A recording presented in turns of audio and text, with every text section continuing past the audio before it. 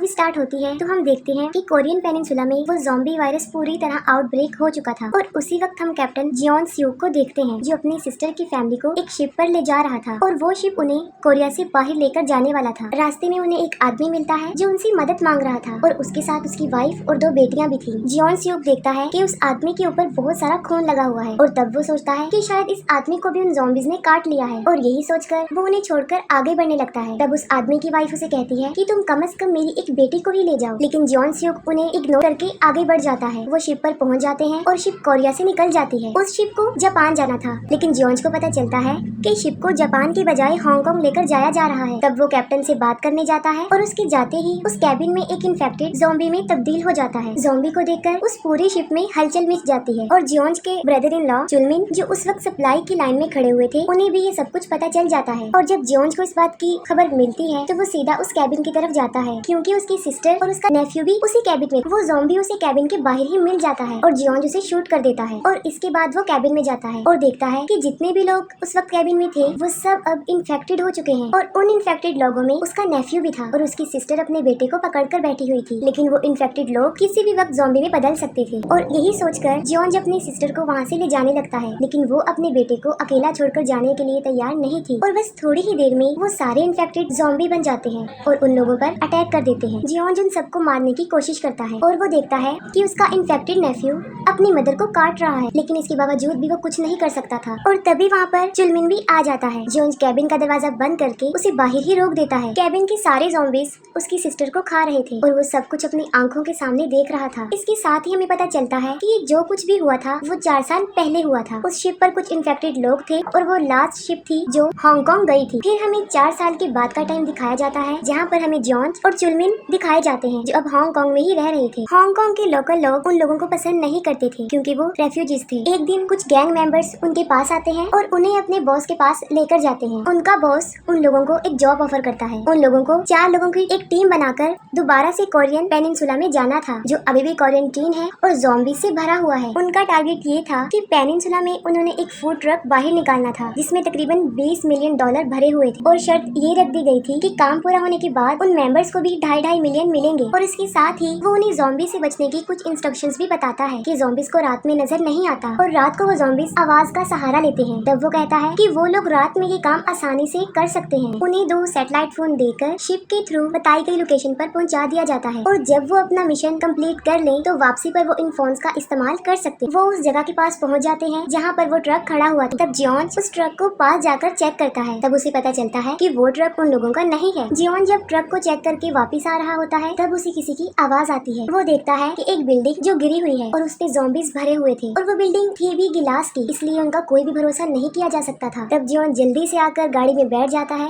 और वो फिर से अपना ट्रक फाइंड करने लगते हैं। उन्हें एक और ट्रक नजर आता है और इस बार जियोन अकेला नहीं जाता, उसके साथ चुलमिन और उनका एक और पार्टनर भी साथ जाता है। वहाँ पर वो लोग अकेले नहीं थे, कोई और भी था जो उन लोगों पर मुसलसल नजर रखे हुआ था। वो ट्रक को खोलकर देखते हैं कि वो पूरा पैसों से भरा हुआ है। ट्रक को ढूंढने का मिशन तो उनका पूरा हो जाता है और अब वहाँ से निकलने का टाइम आ गया था। वो देखते हैं कि उस ट्रक का ड्राइवर भी एक ज़ॉम्बी बन गया है और उन्हें लग रहा था कि शायद वो मर चुका है, लेकिन ये सोच उनकी बिल्कुल गलत थी। जैसे ही चुलमिन ट्रक के अंदर जाने लगता है वो उस पर झपट पड़ता है जिससे ट्रक का हॉर्न प्रेस हो जाता है और पूरे एरिया में उस हॉर्न की आवाज गूंज जाती है। ये आवाज सुनकर वो सारे ज़ॉम्बीज अलर्ट होकर उनकी तरफ बढ़ने लगते हैं और ये स्लो ज़ॉम्बीज नहीं थे बल्कि कोरिया के अल्ट्रा फास्ट ज़ॉम्बी थे। जियोन जल्दी से उस ट्रक ड्राइवर को मार देता है और उनका एक साथी उस ट्रक को स्टार्ट करता है और इसी दौरान जियोन बाकी ज़ॉम्बीज को भी मारने लगता है, लेकिन वो तादाद में काफी ज्यादा थे। चुलमिन वापस कार में जाकर बैठ जाता है और ट्रक स्टार्ट होते ही जियोन भी उसमें बैठ जाता है और इतनी डिफिकल्टीज होने के बावजूद भी वो ट्रक को वहाँ से निकालने में कामयाब हो जाते हैं। और अब बारी थी वो सैटेलाइट फोन यूज करने की, लेकिन इससे पहले कि वो उन्हें यूज कर पाते कोई बहुत सारी फ्लेज उनके सामने फेंक देता है और ये उन लोगों के लिए उनके सामने बिछाया गया ट्रैप था ताकि लाइट पैदा होने की वजह से ज़ॉम्बीज उनकी तरफ आ सके। और ऐसा होने भी लगता है, ज़ॉम्बीज उनकी तरफ बढ़ने लगते हैं और वो जल्दबाजी की वजह से अपनी गाड़ियाँ भगाने लगते हैं और तभी उनकी कार क्रैश हो जाती है और उनका ट्रक भी उससे टकरा जाता है और जियोन सीधा ट्रक से बाहर जाकर गिरता है। वो देखता है कि उसके तीनों साथी मर गए हैं, लेकिन असल में ऐसा नहीं था। चुलमिन जल्दी से ट्रक के पीछे घुस गया था और ट्रक ड्राइवर भी अभी जिंदा था, लेकिन जियोन के पास इतना टाइम नहीं था कि वो उन्हें चेक करे। ज़ॉम्बीज ने चारों तरफ से उसको घेर लिया था और उनसे मुकाबला करके एक वक्त ऐसा आता है कि वो हार मान जाता है और तब एक कार आके उसकी हेल्प करती है और उस कार को एक लड़की जियोन ड्राइव कर रही थी। उसके साथ उसकी छोटी बहन भी बैठी हुई थी। वो जियोन को कार में बिठाकर वहाँ से निकलते हैं, लेकिन ज़ॉम्बीज जो कि हर तरफ फैले हुए थे और बड़ी मुश्किल से जून उन ज़ॉम्बीज से कार को बचाकर वहाँ से भागती है। जून कार को एक ब्रिज के नीचे पार्क कर देती है क्योंकि सामने ज़ॉम्बीज का एक बहुत बड़ा झुंड था। और अब यहाँ पर जून की छोटी सिस्टर यूजिन समझदारी का काफी मुजाहिरा करती है। वो अपनी रिमोट कंट्रोल कार निकालती है जिस पर उसने काफी हैवी टेक्नोलॉजी लगाई हुई थी। उससे वो ज़ॉम्बीज का ध्यान बटाती है और वो लोग सही सलामत वहाँ से निकल जाते हैं। फिर वो अपने घर पहुँच जाते हैं जहाँ पर उनकी मदर एंड फादर थे और ये दोनों हस्बैंड और वाइफ वही थे जिन्हें 4 साल पहले जॉर्ज इग्नोर करके चला गया था। और उसके हाथ में जो छोटी बच्ची थी वो यूजिन थी जिनकी जान बचाने से जॉर्ज ने इनकार किया था। आज उन्हीं ने उसकी जान बचाई। दूसरी तरफ उन लोगों के ट्रक के पास एक पूरा गैंग पहुँच जाता है और इस गैंग का नाम यूनिट 631 था जिसका लीडर था फर्स्ट क्लास होंग। वो देखता है कि ट्रक ड्राइवर अभी भी जिंदा है लेकिन उसकी जान बचाने की बजाय वो उसे मार डालता है। और यहाँ पर हमें इन लोगों के नेचर के बारे में पता चलता है कि ये भी किसी ज़ॉम्बी से कम नहीं है और ये वही गैंग था जिन्होंने इनके सामने फ्लेस फेंकी थी उन लोगों को फंसाने के लिए। वो उस ट्रक को लेकर वहाँ से चल पड़ते हैं यही सोचकर कि शायद वो फूड से भरा हुआ होगा। वो अपने मिलिट्री कंपाउंड तक पहुँचते हैं जहाँ पर वो काफी फेमस थे। दूसरी तरफ जॉर्ज देखता है कि जून के फादर एल्डर किम किसी जेन से रेडियो पर बात करने की कोशिश कर रहे हैं और उसे यकीन था कि जेन उन्हें यहाँ से बाहर निकाल लेगी। लेकिन बैड न्यूज ये थी कि मिलिट्री ऑपरेशन 4 साल पहले ही बंद हो चुके थे और उन तीनों को भी इस बात का पता था कि उन लोगों को यहाँ से निकालने के लिए कोई नहीं आएगा। लेकिन जब उन्हें पता चलता है कि जॉर्ज हांगकांग से है तो वो काफी हैरान हो जाते हैं कि 4 साल में उन लोगों को कोई नहीं बचाने आया, लेकिन पैसों की खातिर 1 मिनट लोग यहाँ पर आ गए। जॉन की मदर उससे पूछती है कि उसके बाकी साथियों का क्या हुआ। वो कहता है कि वो सब मारे गए। और उधर जब वो लोग ट्रक खोलते हैं तब उन्हें चुलमिन भी वहाँ से मिल जाता है। वो उसे पकड़ लेते हैं और किसी गेम के लिए उसे ले जाते हैं। एक आदमी उस ट्रक को चेक करता है और जब वो बैग खोलता है तब उसकी भी आंखें खुल जाती हैं। वो सीधा कैप्टन सीईओ के पास जाता है और उसे सारा इंसिडेंट बता देता है। वो जाकर ट्रक को चेक करता है तब उसे बहुत सारी कैश के साथ सैटेलाइट फोन भी मिलते हैं। फोन को ऑन करते ही उस पर कॉल आती है और कॉल उठाने पर सीईओ को पता चलता है कि ये ट्रक किसी ऑपरेशन का पार्ट है जिसमें ट्रक को वापस लाने वाले को पैसे भी मिलेंगे और उन्हें कोरिया से बाहर भी निकाला जाएगा। और बस यही सुनते ही वो खुद ट्रक को बोट पर ले जाने की तैयारी करता है और इस बात को वो सीक्रेट रखता है। दूसरी तरफ चुलमिन को बाकी स्लेव्स के साथ रखा जाता है और उन्हें देखने के लिए बहुत सारे लोग जमा हुए होते हैं। ये एक गेम शो था जहाँ पर ज़ॉम्बीज और इंसानों ने एक दूसरे की आमने सामने आना था और सारे ऑडियंस ये देखने के लिए काफी एक्साइटेड थे। पहला राउंड कुछ लोग ही सरवाइव कर पाते हैं और उनमें चुलमिन भी शामिल होता है। उधर जॉर्ज और वो लोग ये बात डिसाइड करते हैं कि वो मिलिट्री कंपाउंड में जरूर जाएंगे और वो ट्रक में से सैटेलाइट फोन लेने जाएंगे और उसकी मदद से वो पेनिनसुला से बाहर निकल जाएंगे। तब वो डिसाइड करते हैं कि वो रात को यहाँ से निकलेंगे ताकि उन्हें यहाँ से जाने में कोई दिक्कत ना आए। और जॉर्ज को ये बात हजम नहीं हो रही थी कि 4 साल पहले उसने उस फैमिली की हेल्प नहीं की थी और ये बात जाकर वो जून की मदर को बताता है जिस पर वो बिल्कुल भी हैरान नहीं होती। वो कहती है कि ये कोई बड़ी बात नहीं। दूसरी तरफ कैप्टन सीओ और उसका एक साथी भी बगैर किसी की नजर में आए वहाँ से निकलने की तैयारी कर रहे थे। रात हो जाती है और जॉर्ज और बाकी लोग कार में बैठकर वहाँ से निकल जाते हैं, लेकिन वो लोग मिलिट्री कंपाउंड में नहीं जाते और जून की मदर कार को थोड़ा दूर ही रोक देती है और वहाँ से सिर्फ मिंजू और जॉर्ज ही ट्रक को चेक करने जाते हैं। उन्हें वो ट्रक भी मिल जाता है और ढूंढने पर वो सैटेलाइट फोन भी मिल जाता है, लेकिन अफसोस कि वो मोबाइल टूट गया था। और इतनी देर में कैप्टन सीओ का पार्टनर प्राइवेट किम भी वहाँ पर आता है और उसे गन पॉइंट करके खुद ही सारी बातें उगल देता है कि वो और कैप्टन सीओ दोनों ही वहाँ से निकलना चाहते हैं। और सीओ को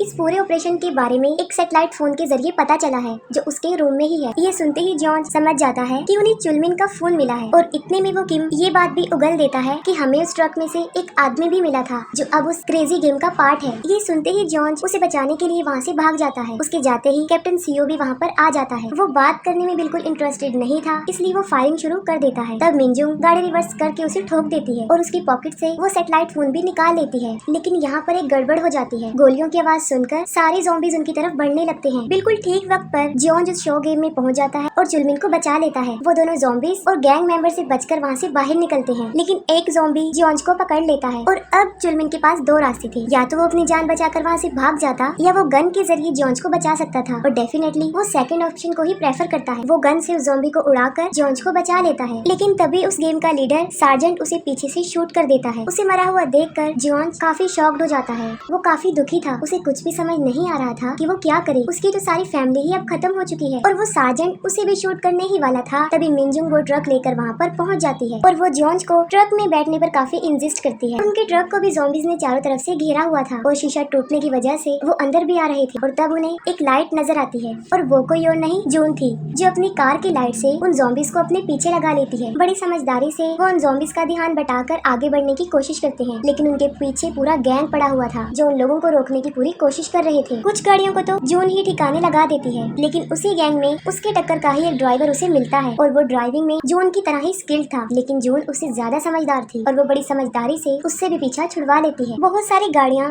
डिस्ट्रॉय होने के बाद वो गैंग मेंबर डोंग अपनी अगली ट्रिक का इस्तेमाल करता है। वो सभी कार पर लगी हुई बड़ी बड़ी हेडलाइट्स को ऑन कर देता है, जिससे वो ज़ॉम्बीज फिर से उनका रास्ता ब्लॉक करने लगते हैं। जून बड़ी समझदारी से अपना सारा रास्ता क्लियर करती है और जॉर्ज उनकी लाइट को शूट करता है। इतनी समझदारी का मुजाहिरा करते हुए उनका ट्रक ज़ॉम्बी से बच जाता है और पिछली सारी गाड़ियाँ ज़ॉम्बीज के घेराव में आ जाती हैं। पोर्ट पर पहुंचकर वो देखते हैं कि शिप उनके लिए बिल्कुल तैयार खड़ा था। अब वो लोग काफी खुश थे और तभी एक कार उनकी कार को टक्कर मारती है और मिंजुन देखती है तो वो काफी शॉक्ड हो जाती है, क्योंकि उस कार में उसकी पूरी फैमिली थी और टक्कर मारने वाला कोई और नहीं बल्कि कैप्टन सीओ था। वो जून को गन पॉइंट पर पकड़ लेता है और उनके सारे हथियार नीचे रखवा देता है। अब वो जितना पागल था वो जून को कभी भी मार सकता था। अब यहाँ पर एक बार फिर से वो छोटी बच्ची यूजिन समझदारी का मुजाहिरा करती है। वो अपनी रिमोट कार से उसका ध्यान बटाती है और जून आजाद हो जाती है, लेकिन सीओ यूजिन को देख लेता है और वो उसकी तरफ गोली चलाने लगता है। तभी सामने से एक आदमी आ जाता है जो कि उसी गैंग का था और गोली उसे लग जाती है। मिंजुन जल्दी से अपनी गन उठाती है, लेकिन इससे पहले ही सीओ उसके पाँव में शूट कर देता है और ट्रक लेकर वहाँ से भाग जाता है। वहाँ से जाने का टिकट भी उसके पास अवेलेबल था और एक बार फिर से वो लोग पेनिनसुला में ही फंस जाते हैं। वो ट्रक लेकर शिप पर पहुँच जाता है और वो लोग चेक करते हैं कि ट्रक में कैश है या नहीं। अपना truck as it is receive करने पर भी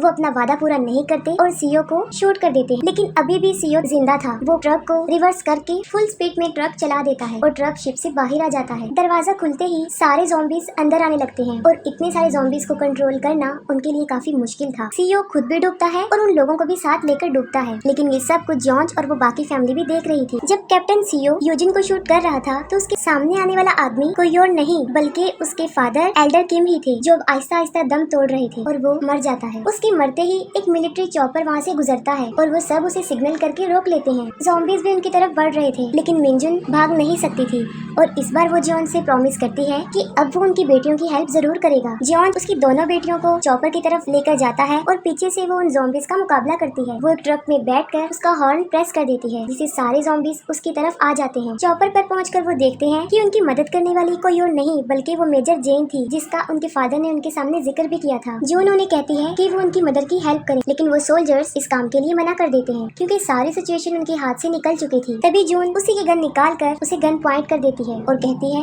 कि वो अपनी मदर के बगैर यहाँ से नहीं जाएगी। और तभी वो देखती है कि उसकी मदर सुसाइड करने ही वाली है। ये देखकर वो पागल हो जाती है, जिस पर जेन उसे कहती है कि तुम्हारी मदर बिल्कुल सही कर रही है, यही उन सबके लिए बेहतर है। वो दोनों काफी रो रही थी और जॉन उन्हें देख रहा था, बिल्कुल वैसे ही जैसे उसने अपनी बहन को मरते हुए देखा था। लेकिन वो उन लोगों में से था जो बाद में कहते हैं कि कोशिश की थी लेकिन कुछ भी नहीं हुआ। लेकिन इस मर्तबा वो सिर्फ कोशिश ही नहीं करता, ज्यादा कोशिश करता है। वो फौरन उसे बचाने जाता है और उसे देखकर मिंजुन भी अपना डिसीजन बदलती है, क्योंकि अब जीने की उम्मीद उसे भी नजर आ रही थी, जो पहले बिल्कुल भी नजर नहीं आती। वो बैकफायर करती है और इतनी देर में कि वो चॉपर तक पहुंचे, जॉन उन ज़ॉम्बी से मुकाबला करता है। इतनी कोशिश करने के बावजूद भी फाइनली उनकी मदर बच जाती है। वो चारों बिल्कुल सही सलामत उस चॉपर में आकर बैठ जाते हैं और सही सलामत पेनिनसुला से निकल जाते हैं और यहीं पर ही मूवी एंड हो जाती है।